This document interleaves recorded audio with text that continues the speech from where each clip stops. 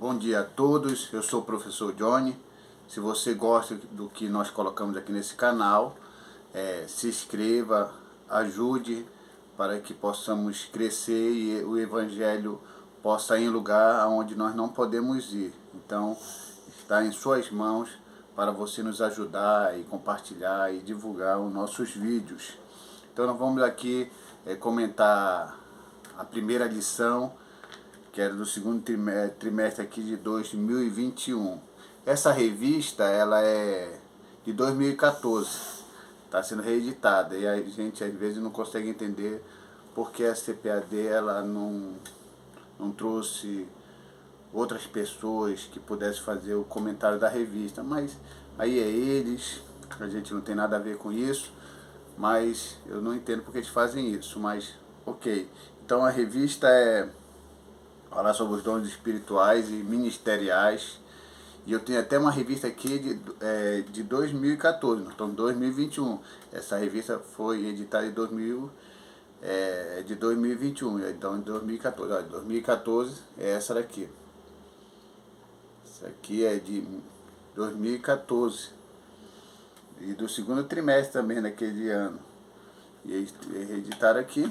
Então, como eu não havia comprado ainda a revista nova, porque por causa dessa pandemia, e eu falei com a pessoa com quem cede o material lá na sede, e ele ainda não tinha ainda disponível, mas ok. Então eu já tinha essa daqui. Então você aí que é aluno, professor, se você é aquele aluno que guarda as revistas antigas, você compra se você quiser. Era preferível que ninguém comprasse essa nova revista, mas usasse essa aqui de 2014, se você tivesse aí. Porque é a mesminha, não tem nada de diferença. A única diferença está na capa, que as mãos aqui estão levantadas e as outras estão meio que deitadas. Só isso, não há nenhuma diferença. Era preferível que todos da Assembleia de Deus que fazem uso da revista CPAD comprasse essa aqui de 2014, que é a mesminha, você não vai estar perdendo nada. Então aqui a primeira lição é: e deu dons aos homens. Essa primeira lição aqui é apenas uma lição introdutória, que aí depois a gente vai ter um estudo aprofundado sobre essas três questões, porque da unidade brota a pluralidade e esta se unifica pela organicidade. E isso é uma realidade, porque a gente vai entendendo tanto o lado espiritual, como o lado ministerial, como o lado de serviço, e a gente tendo compreensão disso, a gente vai separar os pontos principais. Aí você vai tendo um cuidado no que você fala, no que você afirma, porque a pior coisa é você estudar não no sentido de aprender e crescer, mas estudar no sentido de ouvir aquele que te fala de tal forma que você fique alienado. Ou seja, você não consegue pensar, mas você pensa exatamente o que aquele outro pensou e pensa e passa para você. Aí você passa a ser uma pessoa domesticada e não é isso. Aluno é aquele que estuda, não é aluno aquele que assiste. Você pode estar me assistindo. Claro que tem pessoas que me assistem e tem pessoas que estudam ao me assistir. Me assistem estudando. Esses são os mais importantes, porque eles conseguem ter mentalidade totalmente livre para a compreensão. Então a introdução diz o seguinte: a Bíblia de Estudo Pentecostal, fazendo uma pequena propaganda aqui rapidola, dons como manifestações sobrenaturais concedidas da parte do Espírito Santo e o que opera através dos crentes. Então ele dá a definição do que é dom, que age de maneira sobrenatural através dos crentes. Claro que aí há toda aquela discussão entre uma pessoa que crê em Deus e serve a Deus com sinceridade, ele tem dom. E esse dom é dado por Deus àquele que serve a Deus. O ímpio, algumas pessoas dizem que ele não tem dom, ele eles têm talento. E eu já não gosto de fazer essa confusão. Dom e talento para mim é a mesma coisa. A única diferença é quando você está num lugar onde a sua crença e a sua compreensão é outra. Então nós não podemos ficar fazendo muitas diferenças para nos tornarmos totalmente diferentes. Quando Jesus disse que nós seríamos o sal da terra e a luz do mundo, não é essas coisas de avaliações externas, porque pessoas querem ser a luz do mundo só no que é externo. Mas é preferível que você seja a luz e o sal da terra no que diz respeito ao seu lado interno, interior. Esse que vale mais. Porque o lado externo engana muito. Tem muita gente aí com pinta de pregador, de cantor, de ensinador, e na sua vida espiritual, olha, é um sepulcro caiado, como Jesus falou. E aqui nós queremos deixar claro que todas essas coisas têm que vir do interior do homem. Então aqui o tópico 1, os dons na Bíblia. Aí subtópico 1, no Antigo Testamento. Aí o que fala aqui no Antigo Testamento? No Antigo Testamento ele dá uma definição do que significa dom, que é dádiva, e ele dá até uma pronúncia no hebraico aqui, Natan, que significa dar. Então, os dons divinos concedidos às pessoas peculiares, como reis, sacerdotes e profetas. Todavia, os dons divinos não estavam acessíveis ao povo de Deus na antiga aliança. O que ele quer dizer aqui nesse subtópico 1 no Antigo Testamento?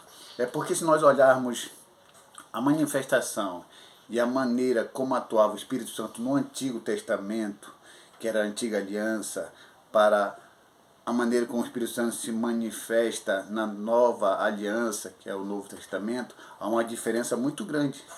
Todos nós sabemos, e todas aquelas pessoas que ao aceitarem Cristo, isso vai sendo deixado bem claro para ela, que no Antigo Testamento toda a manifestação e ação do Espírito Santo era sob medida, ou seja, existiam pessoas peculiares, escolhidas por Deus, que vinha sobre ela o Espírito Santo, e aí o Espírito Santo fazia o que era necessário na vida daquela pessoa.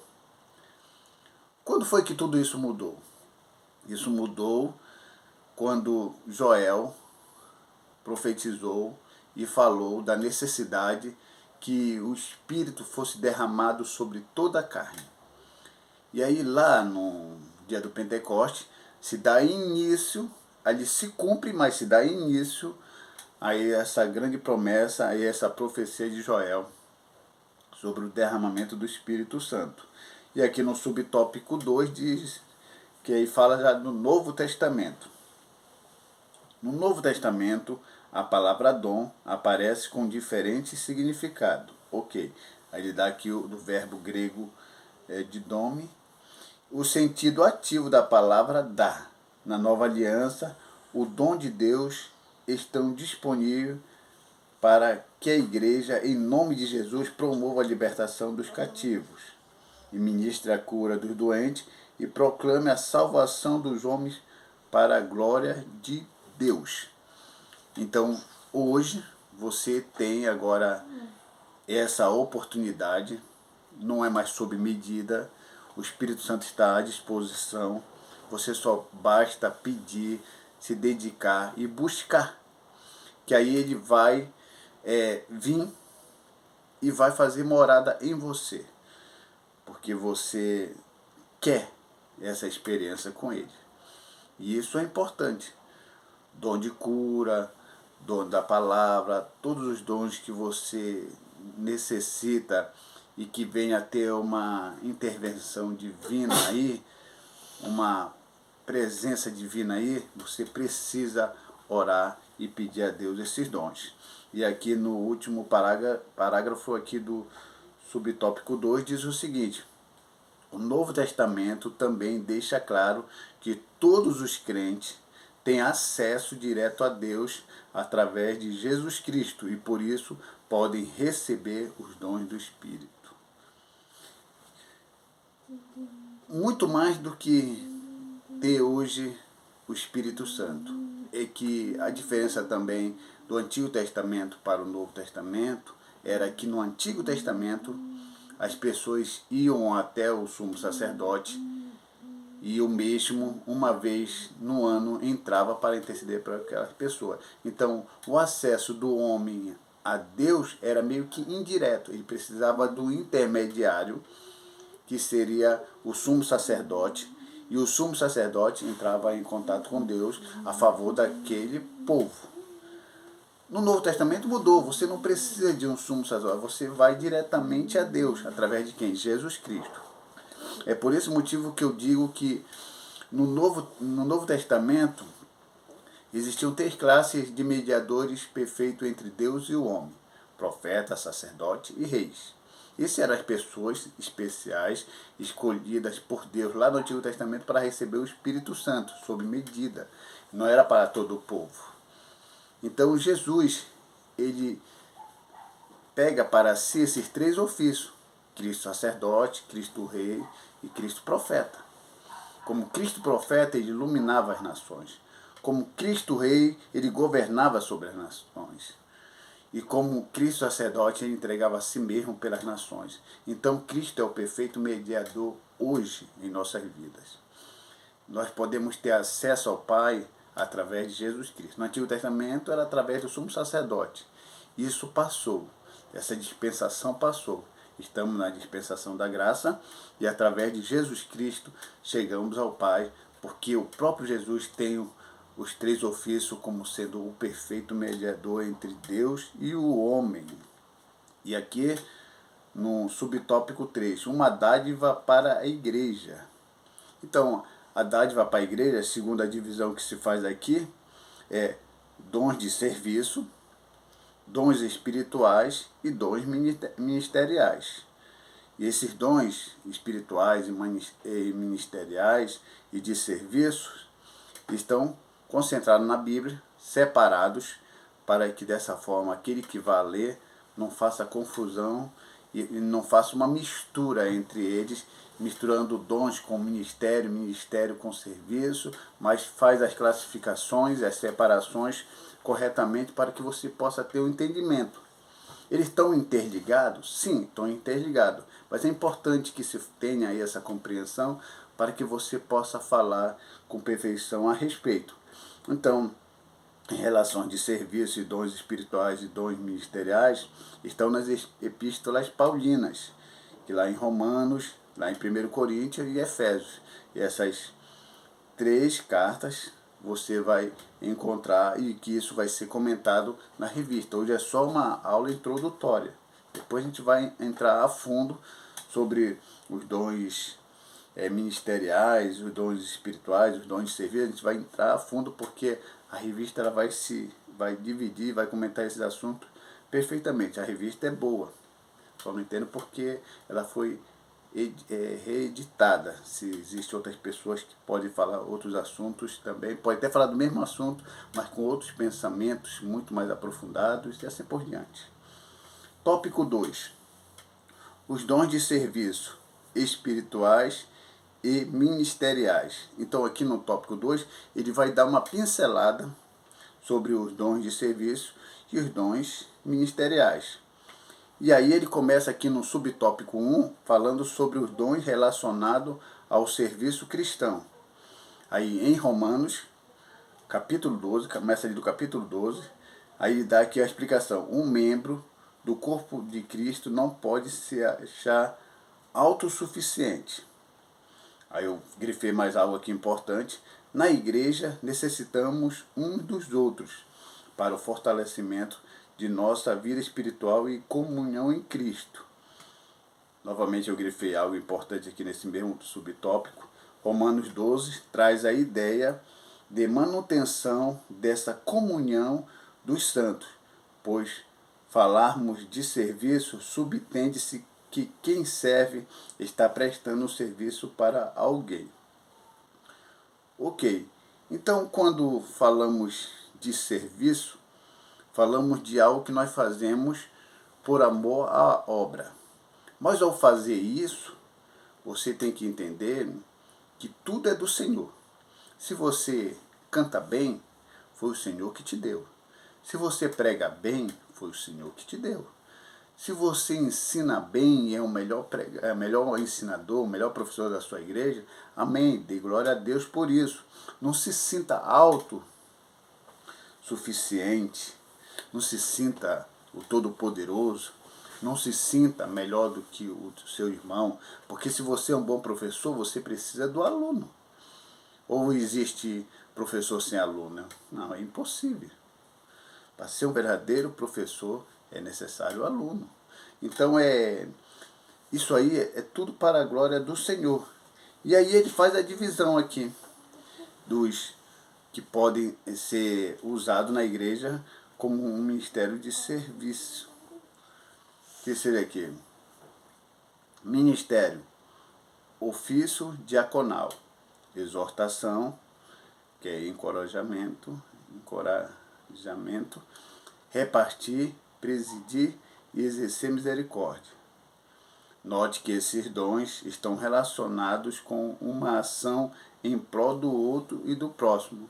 Quer dizer que toda esse trabalho, esse ministério de serviço, é sempre pensando no outro, sempre olhando para o outro e querendo o bem do outro, não querendo ser melhor do que o outro. Bem que existem alguns pastores que querem ser melhor do que o outro, mas isso aí é outra história. Quem é homem de Deus sabe que não deve andar por esses caminhos. E aí vem o subtópico 2, conhecendo os dons espirituais. Aí aqui eu grifei algo importante. Em 1 Coríntios 12 são. Aí depois de dar a definição dos dons do Espírito, dons espirituais, que é a palavra da sabedoria, a palavra da ciência, fé, cura, operações de maravilha, profecia, discernimento de espírito, variedade de língua e interpretação de língua. Só que os 9 dons estão classificados aqui em 1 Coríntios, começando ali do capítulo 12. E esses aí são os dons que são manifestações e não reações do Espírito Santo. E eu vou até dar uma pincelada para vocês aqui. Existe uma diferença entre reação do Espírito Santo e manifestação do Espírito Santo. Aqui em 1 Coríntios 12 são manifestações do Espírito Santo. Por quê? Porque lá no versículo 7 do capítulo 12 diz que para aquilo que é útil.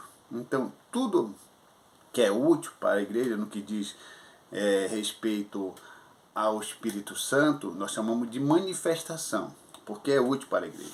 Profetizar é útil, dom de fé é útil, e discernimento é útil. Todos esses 9 dons são úteis, então são manifestações para o povo de Deus do Espírito Santo, porque vai ajudar. Se eu profetizo, alguém vai ser auxiliado. Se eu interpreto, vai ser útil para fazer entender aquele que está falando em língua. Então, manifestação que é útil. Então, o que é reação do Espírito Santo?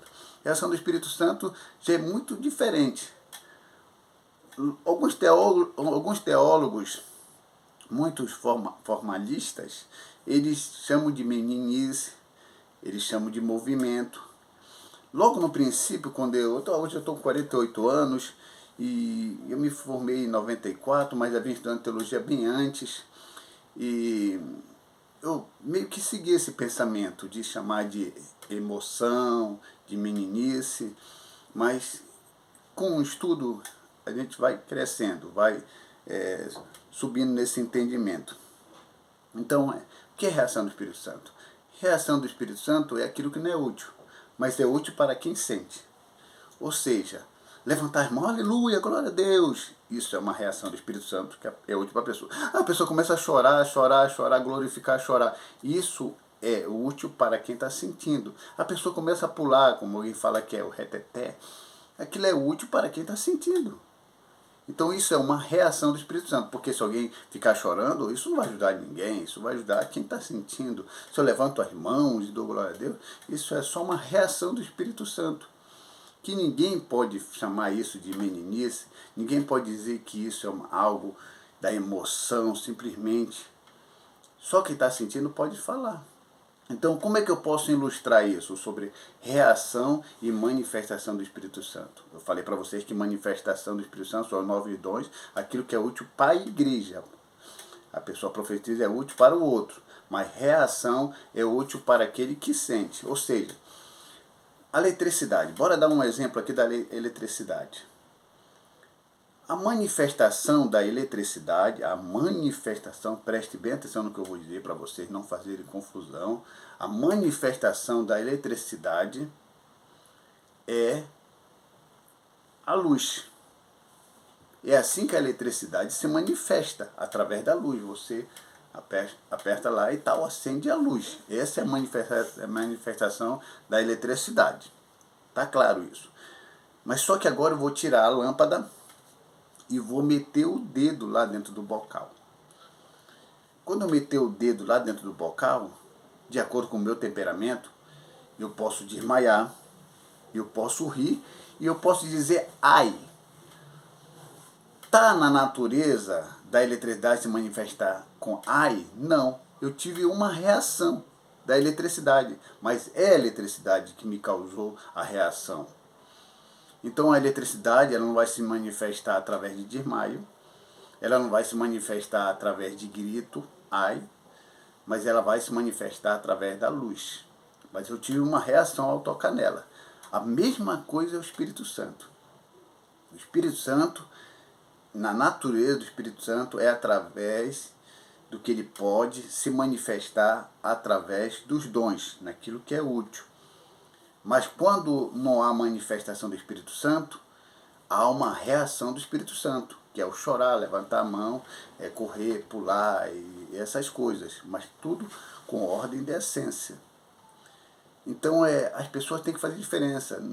Vamos ter que parar com esse negócio de ficar julgando e dizendo que não é o Espírito Santo. Cuidado, se você não tem um dom de discernimento, olha, fecha a boquinha, não fale bobagem, porque o conhecimento teológico não dá garantia a nós de sabermos se aquele espírito é de Deus ou não. Algumas coisas dá para a gente avaliar pela palavra do Senhor, como teve agora uma profecia do dia 30 de março aí, em que eu fiz um vídeo e falei que era da carne. Por quê? Porque era uma situação fácil de se falar. Porque havia texto na Bíblia falando acerca da profecia, que eu vi que eu poderia dizer que aquela profecia não era de Deus. Mas existem casos que só o discernimento do Espírito Santo pode te dar condições de você dizer se é de Deus ou não é de Deus. Então, para que você não venha aí pecar contra Deus, contra o Espírito Santo, é bom que não se fale nada, a não ser que você tenha o dom de discernimento. Então, eu espero que esteja entendido essa questão entre reação e manifestação do Espírito Santo. Porque os dons espirituais era para isso, para a manifestação do Espírito Santo. Aí tem aqui um parágrafo também que dentro do subtópico 2, a Bíblia traz o ensino correto sobre o uso dos dons. E se há distorções nessa esfera, estas acontecem por algumas igrejas a não ensinarem de forma correta o que a Bíblia diz. Realmente é isso. E ele fala que isso é um movimento estranho. A gente vai ter muita cautela em falar dos nossos irmãos, que às vezes tem aqueles comportamentos que, ao nosso ver, está escandalizando o Evangelho. Eu acho que escandalizar o Evangelho é você estar na frente de um trabalho, ser um pastor de igreja, e você começar a enriquecer e ficar podre de rico, e os seus membros, as ovelhas da sua igreja, estarem vivendo aquela vida miserável sem ter o que comer. Isso é escândalo para o Evangelho. E não aquele que se deixa, através de manifestação ou reação do Espírito Santo, tocar a vida dele. Eu prefiro ver um irmãozinho rodando ali, que embora eu não consigo ainda me envolver nessas coisas, mas eu não julgo do que um pastor que se disse homem de Deus, totalmente ético, entre aspas, e fazendo as coisas erradas por trás. É mais fácil, eu vou dizer uma coisa para você, é mais fácil Deus lhe dar com o enganado do que aquele que engana sabendo a verdade. Esse é o verdadeiro mentiroso. Então eu estou bem tranquilo acerca disso. No subtópico 3, vai falar acerca dos dons ministeriais.